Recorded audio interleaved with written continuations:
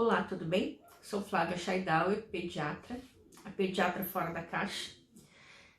Se vocês não me conhecem, me segue no Instagram, Pediatra Fora da Caixa, tem várias dicas para sua maternidade.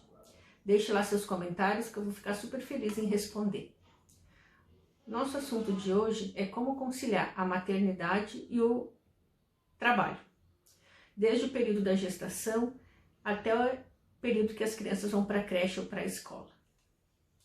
Quando nós planejamos uma gestação, nós precisamos levar em conta o nosso local de trabalho. Sim, o local de trabalho.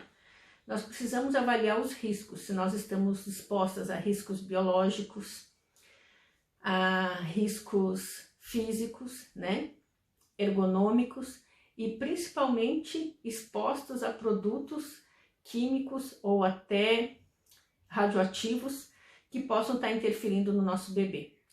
Então, quem é profissional de saúde precisa estar muito atento a estar com todas as suas vacinas em dia, principalmente a vacina da hepatite B, pois a hepatite B é transmitida através de sangue e é muito mais fácil de ser transmitida através do contato com pacientes do que o próprio vírus HIV. Nós precisamos também estar atentos para quem está exposto à radiação. Quem trabalha em serviços de medicina nuclear ou que faz atendimento em serviços radiológicos, como fazer o raio-x, que estão expostos à radiação, você precisa estar solicitando para a sua empresa a troca de setor. Assim como locais como o centro cirúrgico, onde há anestesia inalatória, vários gases inalatórios responsáveis pela anestesia geral podem também interferir no crescimento e desenvolvimento do embrião. Então, vocês precisam estar conversando no hospital para saber como é feita a retirada desses gases inalatórios da sala cirúrgica, e se não tiver a pressão negativa que sai esses gases para fora, você pode solicitar também a transferência de setor para um setor onde não tenha esses gases inalatórios que podem prejudicar o desenvolvimento do bebê. Feito isso, você precisa também estar ciente de quais são as normas que o seu emprego rege. Se você é servidor público, você vai ter provavelmente, servidora pública, 6 meses de licença maternidade. Se você for CLT, que é baseado nas leis do trabalho do Brasil, geralmente, se não for uma empresa cidadã, você vai ter direito a 4 meses de licença maternidade. E quem tem direito somente a 4 meses de licença maternidade, vai ter o direito até os 6 meses do bebê a ter 30 minutos por período, um de manhã e um à tarde, para amamentar. Ou pode optar por sair 1 hora mais cedo do trabalho para amamentação.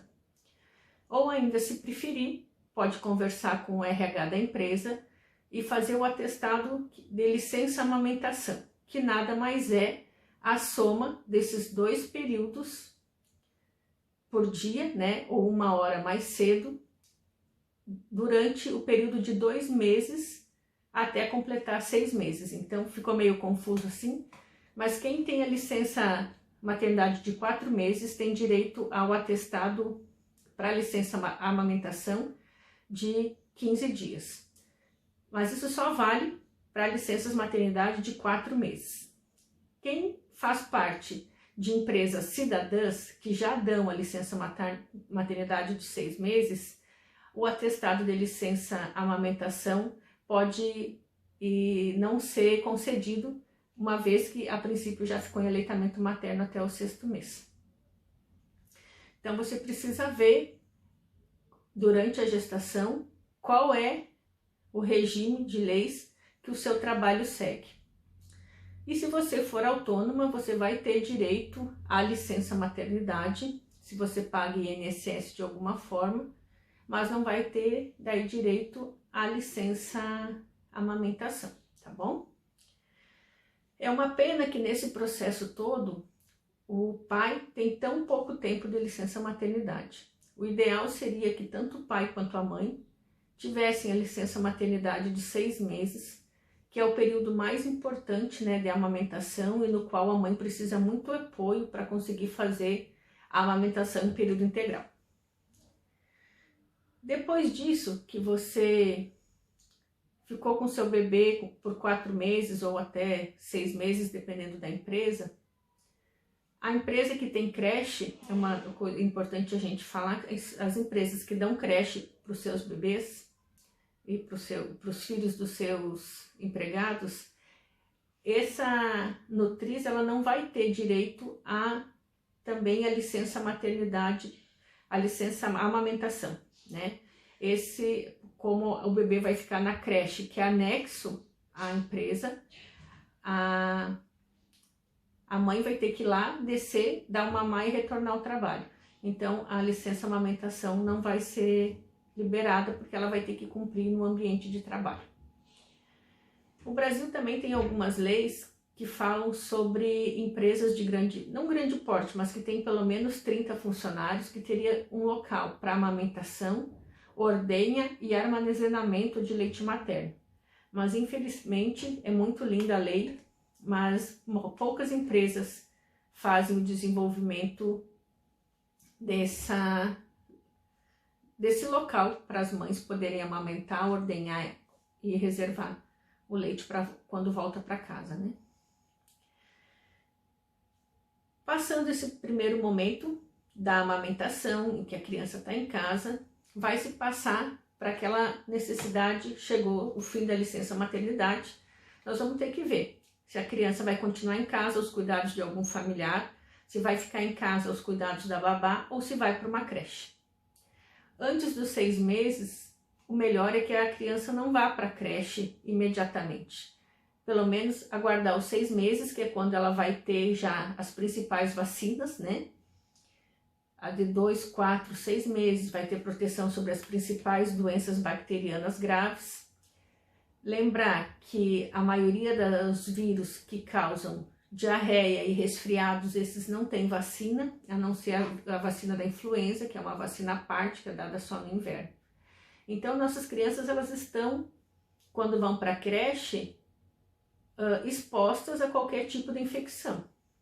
E aí o importante de nós sabermos que critérios usar para escolhermos uma creche, ou uma escolinha que seja.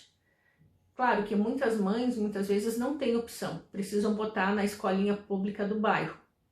Mas aquelas mães que têm opção, qual o primeiro ponto que nós precisamos estarmos atentas? Primeiro, a higiene. Como que é a higiene dessa escola, dessa creche? É tudo separadinho? Cada bebê tem seu kit? Você vê que na sala onde as crianças ficam tem uma pia para lavar as mãos, tem saboneteira, papel descartável para secagem das mãos, tem álcool gel disponível. Isso é algo muito importante, porque se não está disponível ali na sala, dificilmente uma cuidadora vai sair da sala, lavar a mão, secar e retornar para cuidar daquele bebê. Provavelmente, se não tiver algo para higienizar as mãos naquela sala, ela vai trocar um bebê, vai passar para o próximo sem lavar as mãos. E isso acontece. Não vou, não, mas a gente, é claro que vão dizer que lavam, mas é importante a gente estar atento que nós somos humanos, né? E somos da lei do menor esforço. Então, fiquem atentos se naquela sala onde os bebês ficam, principalmente as crianças de berçário, se aquela sala, além de ser arejada, não ter infiltração, não ter mofo nas paredes, tem um local de higiene adequado para que as cuidadoras possam estar se higienizando entre cada bebê. Eu não posso trocar um bebê e não lavar a mão quando eu for para o próximo. Se aquele bebê tiver com diarreia e eu toco naquelas fezes, boto no lixo, passo um alquinho e vou para o próximo, o risco de eu transmitir aquela doença que é transmitida através das fezes para um outro bebê é muito fácil.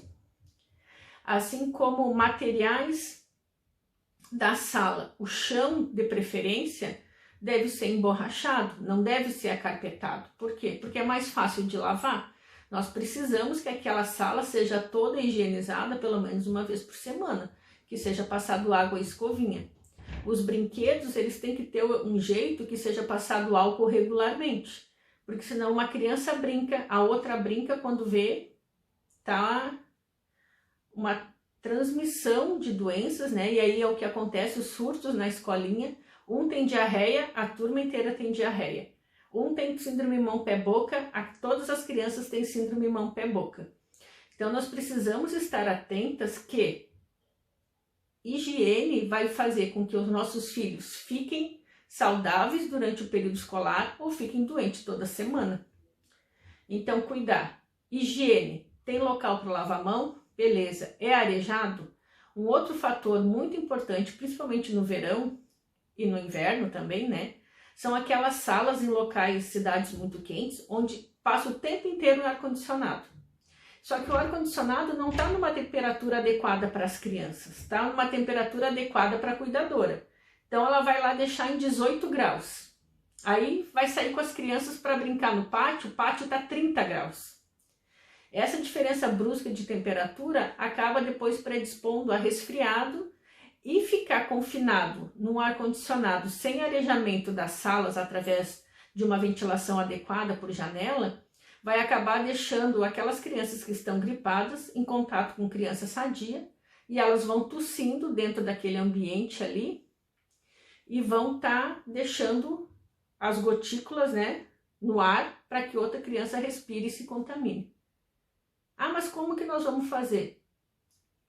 De preferência, se a sala for num local de sombra, tiver ventiladores, ah, mas está muito quente. Bom, liga o ar-condicionado no período do ápice do sol, entre 11 horas e 1 da tarde.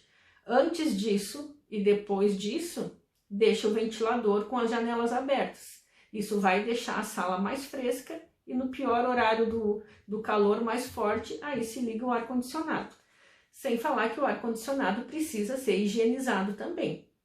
Não adianta colocar o ar-condicionado numa sala onde vai ter crianças e o ar-condicionado é limpo o filtro uma vez por ano. Nós temos que limpar pelo menos uma vez por semana, né? É fácil de tirar ali aquele filtro e tirar toda a sujidade que pode depois estar causando infecção nas crianças. Então, nós já falamos de higiene, nós já falamos de ventilação. Um outro fator é o número de cuidadores. Vocês imaginam você com seu bebê. Já é um Deus nos acuda quando precisa trocar, dar papinha, amamentar. Então, nós temos que lembrar que não adianta eu ter uma cuidadora para 10 bebês. Provavelmente, muitos deles vão ficar chorando muito tempo porque estão com fome, porque até que uma pessoa faça o ciclo inteiro dos 10 bebês, vai ser muito demorado. Então, nós precisamos saber quantas cuidadoras estão à disposição de determinado número de bebês. Principalmente em crianças que vão para a escolinha entre 6 meses e 1 aninho. São crianças ainda que são completamente dependentes, né? Precisam de cuidados, desde cuidados básicos de higiene quanto de alimentação. E nós precisamos saber como que é feita a rotina desses bebês e lembrar sempre que cada criança precisa ter seu kit. Eu não posso pentear o cabelo de uma com a escovinha do outro. Eu não posso pegar o lenço umedecido de um e a fraldinha de outro. Nós precisamos saber se naquela escolinha os kits são separadinhos de acordo com cada região dos bebês, tá bom? A melhor coisa é ter indicação de pessoas que já colocaram os bebês naquela escolinha ou naquela creche. Saber a fundo como é, perguntar a experiência de outras mães, né? Porque muitas vezes não é porque a escolinha que você escolheu custa X reais por mês que ela vai ser boa. Muitas vezes você está pagando por um serviço e ele está muito aquém daquilo que você realmente precisa. Um outro fator que é muito importante é a questão da segurança. Saber se a sala onde as crianças ficam tem câmera e se você tem acesso a isso através de aplicativos do celular. Se há portões de segurança para áreas de risco, banheiro, cozinha, pátio, escadarias. Nós precisamos ter os portõezinhos com fechos para criança, né? Aquelas que a criança não consegue abrir. E hoje nós sabemos que existem pessoas e pessoas, né? Nós vivemos num mundo muito diferente de 20 anos atrás. Então nós temos que perder, de certa forma, a nossa ingenuidade. E sim, independente se a sua creche, a sua escolinha é pública ou particular, ela precisa ter um sistema de segurança para que você veja como é feito o cuidado. E aí você, de tempo em tempo, entra ali nas imagens da câmera e vê como o seu bebê está sendo cuidado, assim como você vai ver a interação do seu bebê com outras crianças. Isso dá uma segurança bem importante, então isso é um dos fatores que a gente precisa atentar quando escolher uma escolinha, tá bom? Então, higiene, ventilação, o número de cuidadores por criança e segurança. São 4 itens primordiais para a escolha da escolinha e da creche em si.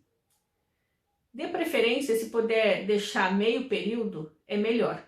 Mas se o trabalho, tanto do pai quanto da mãe, impedem que a criança fique um período em casa e não há familiares próximos para que ajudem a cuidar da criança, então é melhor você ainda ter mais cuidado com a escolinha que você vai escolher, tá bom?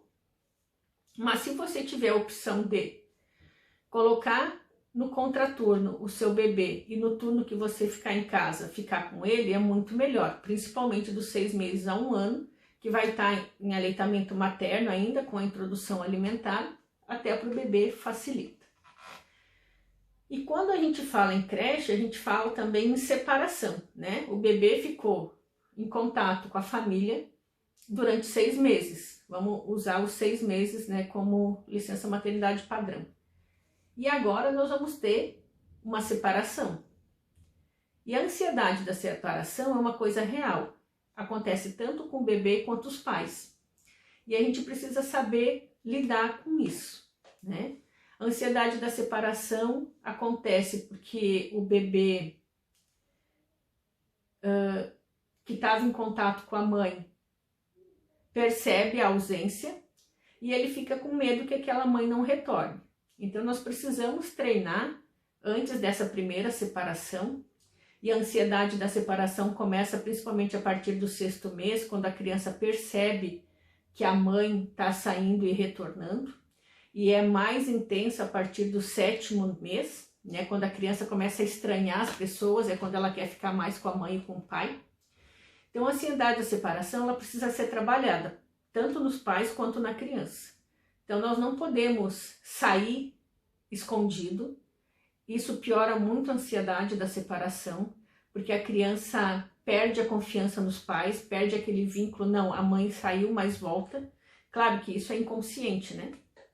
Mas a gente tem que evitar, mesmo que a criança chore quando você dê tchau, que ela peça para você ficar, se você sai dizendo, ó, a mamãe vai trabalhar, eu vou voltar para te pegar, você sai, a criança vai estar chorando. Mas você vai dizer isso de uma forma na qual você passa confiança e felicidade. Não adianta você dizer chorando, com culpa e pior, com uma sensação de ansiedade e frustração pior que a da própria criança. Então, isso vai passar confiança para o seu bebê? Não vai deixar ele mais ansioso e mais frustrado. Então, quando você estiver fazendo as suas coisas em casa, antes mesmo que ela vá para a creche, não deixe de fazer as coisas no seu tempo. Se você precisa tomar banho, vai tomar um banho.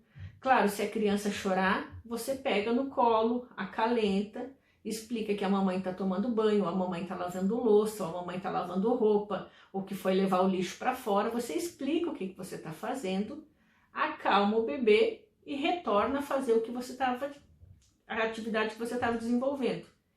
Porque assim a criança vai aprendendo que a mamãe vai, o papai vai, mas eles voltam.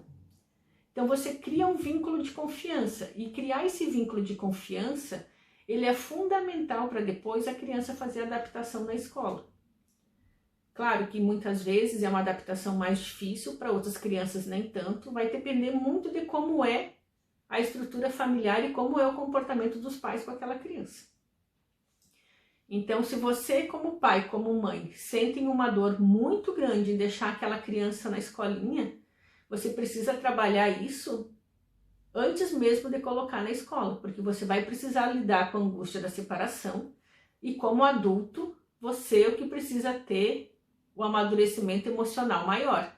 Você não pode querer que uma criança de menos de 1 ano tenha maturidade emocional para que ela consiga se afastar de você com você chorando, ela não vai ter. Então, cuidado com o seu comportamento durante o período que você leva para a escolinha ou para a creche, para que o seu comportamento não piore a angústia de separação do seu filho, tá bom? Então já vá treinando, vá fazendo coisas que mostrem para o bebê que você vai, mas volta. Até porque a percepção de tempo, ela só se concretiza com a criança aos 4 anos. Então, essa questão de tempo, se você ficou fora 5 minutos, 1 hora ou 3 horas, a criança ainda não tem essa percepção clara antes dos 4 anos. Então, a angústia da separação, ela precisa ser trabalhada muito mais, assim, precisa ser trabalhada bem antes do que a própria separação na escolinha, ok? E quando a gente fala em 6 meses, a gente tem outras questões também além da creche, que é a manutenção do aleitamento materno e a introdução alimentar para aquele bebê que vai para a escolinha. Ou para aquele bebê que vai ficar em casa, mas você vai sair. Então, nós vamos ter um hiato de separação aí e que a gente vai ter que se programar. A maternidade toda, quando a gente começa a gestar trabalhando e depois volta para o trabalho após a licença maternidade, ela precisa ser planejada. Ela não vai ser mais como a vida anterior, que você acordava, se arrumava e saía. Você vai ter que preparar as coisas para aquele dia que você vai ficar fora. E para isso, para as mães que amamentam, 15 dias antes de acabar a licença maternidade, já precisa iniciar a ordenha, né, manual ou com maquininhas, para que congele leite para aquele período que você vai estar fora. Então, a geladeira comum, aquela que é uma porta só e que tem um congelador interno, essa não pode ser usada para guardar leite materno.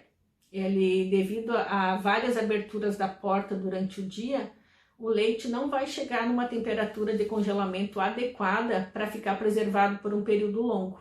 Então, ela não serve. Nós podemos usar as geladeiras duplex, onde o congelador tem uma porta à parte, praticamente não é aberto. E também o próprio freezer, que faz só congelamento, então você pode separar uma gaveta do freezer para congelar o leite materno. E como que a gente faz essa ordenha? Primeiro, nós precisamos prender o cabelo ou colocar uma touca. Se tiver gripado, espirrando ou com rinite, o que for, precisa colocar uma máscara, senão lavar a mão e o rosto é suficiente. Tem que fazer essa higiene. O saquinho próprio para leite materno, livre de BPA, que é aquele que é um produto que tem plásticos que quando aquece pode ser tóxico, né? Então evitar. E pode também ser colocado em vidros. A minha experiência com vidro é que o vidro, quando ele é congelado, ele fica mais sensível. E às vezes, sem querer, tu bate com ele um pouco mais forte na pia e o vidro já quebra. Então, os saquinhos próprios para leite materno, eles são muito melhores e mais fáceis de acondicionar que potes de vidro. Mas os potes de vidro podem ser usados, mas cuidar que a tampa não pode ter materiais porosos, tá bom? De preferência sempre conseguir colocar no potinho ou no saquinho de leite a quantidade suficiente para que seja de uma mamada, ou no máximo 2, para que depois você tire do congelador e coloque para degelar dentro da geladeira a quantia que vai usar durante o dia. Porque esse leite, depois de degelado, ele não pode ser congelado de novo. Então, 15 dias antes, você começa a ordenha, com uma caneta você vai colocar a data e o horário naquele saquinho daquele leite e vai congelando. E você sempre usa o leite mais antigo para ir degelando nos próximos dias. Você vai continuar ordenhando quando você voltar ao trabalho, mas como você já tem um estoque, não fica aquela pressão de ter que estar ordenhando uma grande quantidade e aí fica mais tranquilo de saber que você tem leite ali guardado para quando você está fora. Ou até mesmo para mandar para a escolinha, tá bom? Então, para degelar o leite congelado, você vai pegar a data mais antiga, você não vai digelar em ar ambiente. Por exemplo, à noite, você tira, quando for dormir, você tira o saquinho que vai ser para o dia posterior, deixa ele digelar na prateleira da geladeira, não na porta, porque a temperatura na porta é menor, e esse leite vai digelar refrigerado. E depois as pessoas vão esquentar para fazer ou para dar para o bebê. E como que a gente esquenta depois que o leite está descongelado? Ferve a água numa panela, quando ferver, desliga, aí bota o copinho que você vai oferecer o leite dentro dessa água e por imersão aquele calor vai tirar o gelo do mamazinho. Aos 6 meses a gente pode usar o copo 360, pode usar o copinho, pode usar a colherinha, só preferentemente não usar a mamadeira com bico, porque pode ser que o bebê acaba perdendo, né, a amamentação pelo uso de mamadeira. Nesse período também, quando você chegar do trabalho, aí você amamenta livre demanda até a hora que o bebê dormir. Claro que vai ser uma jornada cansativa, muitas vezes você chega do trabalho exausta, vai querer tomar um banho, vai querer dormir a noite toda, mas aí você precisa pensar que pelo menos até 1 ano esse bebê vai mamar um pouquinho mais frequente. Então já tem que se preparar psicologicamente para essa amamentação da segunda fase, na qual você vai estar trabalhando e precisa amamentar quando chegar em casa. É desgastante, eu sei, mas é fundamental para o seu bebê, tá bom? E entrando na parte da introdução alimentar, a partir do momento que o bebê tem 6 meses, pelo menos, né? Ou que ele segura bem a cabeça e já senta sozinho, sem auxílio, ou com muito pouco auxílio, o bebê está pronto para iniciar a introdução alimentar. Independente do método que você for iniciar, se você vai usar a BLW, se você vai usar a colaborativa, se você vai fazer a papinha tradicional, isso indifere, tá bom?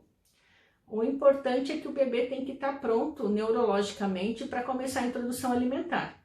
E os sinais de que ele está pronto é o bebê que segura bem a cabeça, tem o tronco firme e praticamente já senta sozinho ou já senta sozinho. Como na loucura da semana é mais difícil a gente fazer o BLW, muitas vezes tu vai fazer a papinha tradicional. E lembrar que não se deve passar no liquidificador, muito menos peneirar.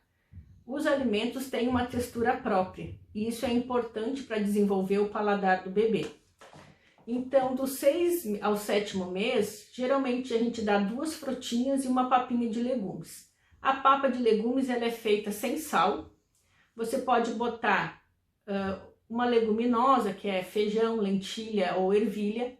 Você pode botar um tubérculo, aí pode ser inhame, batata doce, a própria batata, a mandioquinha, a mandioca ou aipim, né, dependendo do local do país que se fala. Vai colocar uma proteína, ou frango, ou carne, ou peixe, dependendo da região. E vai colocar outros legumes, cenoura, beterraba, moranga, abobrinha. Vai ser daquilo que é do hábito da família. Algo que facilita muito é no domingo, por exemplo, você ferver na panela de pressão carne ou frango, né? Desfiar, deixar esfriar, cortar bem pequenininho e botar em forminhas de gelo. Amassa bem ali a carne para que ela fique bem compacta, para que na hora que você for tirar o quadradinho ela não esfarele. Você pode botar em forminhas de gelo, tanto a carne quanto o frango, quanto a beterraba que você cozinhou, quanto a batata, quanto a mandioquinha, todo é o mesmo processo. O que a gente evita de congelar são as folhas verdes. Espinafre, couve, brócolis, esses é melhor preparar na hora e aí acrescentar a papinha. Até o feijão você pode cozinhar e botar nos quadradinhos. Por que botar nos quadradinhos? Porque a partir do momento que você junta tudo e faz um montão de papinha de um jeito só, a criança vai acabar recusando porque ela está enjoada do mesmo sabor. E quando você congela separadinho, Você pode um dia escolher mandioquinha, um dia você escolhe moranga, um dia você escolhe frango, outro dia você escolhe carne. E aí você pode variar a alimentação sem ter trabalho de estar cozinhando todo dia. Nós vamos estar fazendo uma oficina de preparação de papinhas e congelamento, vai ser bem legal, eu vou estar divulgando para vocês depois. Então, quando você organiza essas papinhas e deixa congelados quadradinhos, você tira só aquela porção pronta para aquela refeição e facilita muito. A partir do 7º mês, 7º, 8º, 9º mês, a criança vai comer 2 porções de fruta no dia, 2 papinhas de legumes e o resto vai ser aleitamento materno. A criança no primeiro ano de vida, ela não precisa de iogurte, ela não precisa de Yakult, ela não precisa de gelatina, ela não precisa de Coca-Cola, ela não precisa de nada disso. Alguns hábitos alimentares que a gente tem vão acabar introduzindo na alimentação do bebê a partir do 2º ano de vida. Antes dos 2 anos, a gente evita tudo que for rico em gordura saturada, né, em açúcar, ou que seja um alimento processado ou ultraprocessado. O que é um alimento processado? É aquele que saiu da sua forma original e foi processado de alguma forma. E o alimento ultraprocessado nem alimento mais ele é, porque ele um dia foi carne e hoje ele é um hambúrguer, por exemplo. Então, as papinhas industrializadas, elas são alimentos processados. E se você precisar usar, é usar esporadicamente. Você não pode usar a papinha industrializada como se fosse a papinha feita em casa, tá bom? Não é adequado. O melhor é fazer a papinha em casa. E a partir do 9º, 10º mês, muitas vezes a criança já vai estar comendo a comida da família. Você vai preparar a comida de todo mundo, sem o sal, vai separar a comidinha da criança e depois você vai temperar o tempero habitual. Aí ela já pode comer o arrozinho, o feijão, a carninha que você preparou. Então tudo isso ela vai já facilitar. E a partir de 1 aninho, vocês devem comer menos sal, como toda a população do mundo deve comer menos sal. E deve ser feita uma comida para a família, no qual a criança já vai interagir comendo junto com vocês. Antes ela comia uma comidinha dela separada e agora ela come uma comida semelhante, mas com a quantidade de sal adequada para aquela criança. O glúten, que é na forma de pão, bolacha, biscoitos, ele deve ser evitado em grande quantidade. E antes do 1º ano pode ser usado, mas em quantidades pequenas também, tá? E após isso, às vezes a criança tem vontade de comer algo que a gente está comendo, uma bolachinha ou algo assim. Mas não deve ser de praxe que o lanchinho da tarde seja bolacha com leite, por exemplo.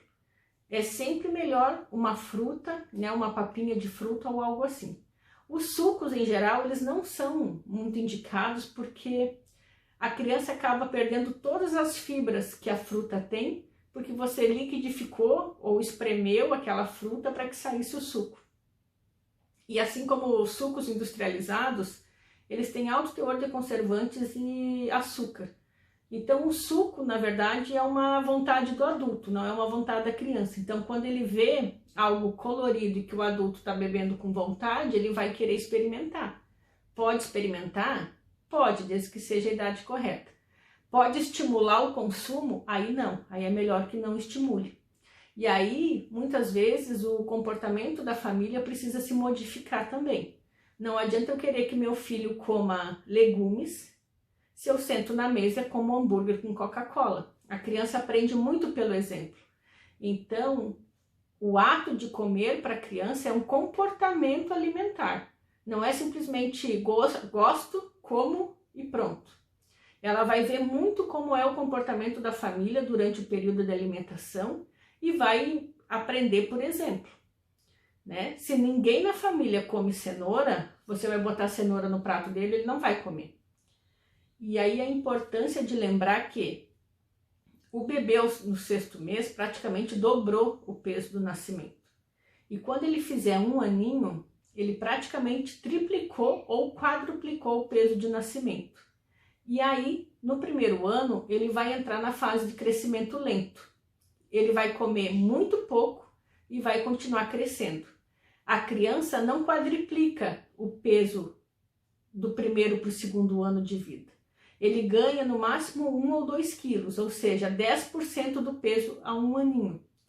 E muitas vezes a mãe se preocupa que o filho não está comendo e aí força, faz chantagem, obriga e aí acaba trazendo um transtorno de alimentação para aquela criança. Então, tenha sempre o pediatra acompanhando o seu filho. Se você tem dúvida que ele não está comendo, ou está comendo muito pouco, ou está comendo demais, avalie o crescimento. Se ele estiver na curva de crescimento adequado, o que ele come, por mais que você acha que é pouco, não é pouco, está sendo o suficiente para ele crescer. E o organismo da criança, ele é muito perfeito. Ele vai ter fome quando ele precisar de nutrientes. Se ele não está precisando de nutrientes, ele não vai comer. Agora, se você aumenta aquela quantidade de comida e a criança começa a comer porque você está oferecendo, se ela comer acima do que ela precisa, ela vai engordar e aí vai acabar tendo um problema alimentar também, que é a criança que come demais, porque foi um hábito que foi inserido dela comer além do que a vontade dela para satisfazer os desejos maternos. Então a gente precisa ter um pouquinho de cuidado e cuidar o comportamento alimentar. Então, voltando para conciliar a introdução alimentar com o trabalho, a gente precisa se preparar. Então já passamos pela fase de guardar o leite materno, de fazer as papinhas congeladas. As frutas em si não precisam congelar, porque elas são fáceis de fazer. E procure usar sempre frutas da estação, frutas que são mais frequentes, porque isso é mais fácil, tá bom? E é mais saudável também, porque frutas fora da estação, geralmente elas vêm de um local muito longe. E aí tem risco de contaminação no transporte, maior risco de agrotóxico, então a gente precisa cuidar. Se puder usar alimentos orgânicos, melhor. Se não puder, paciência, né? Segue a vida. E esse vídeo eu quis fazer para vocês, para explicar como conciliar a vida, né?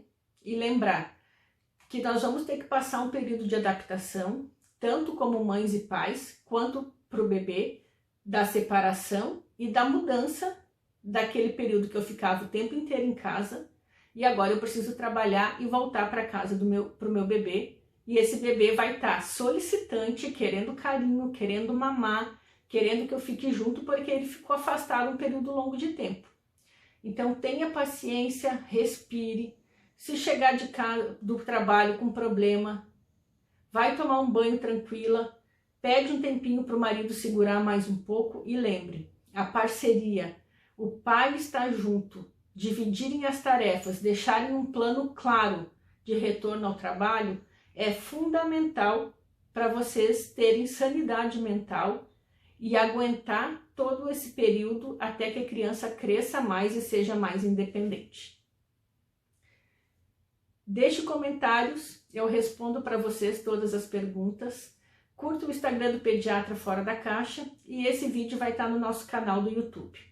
Eu espero que tenha sido um vídeo legal, que vocês tenham gostado e que tenha deixado muita clareza nesse período de transição da licença maternidade para o retorno ao trabalho. Tchau!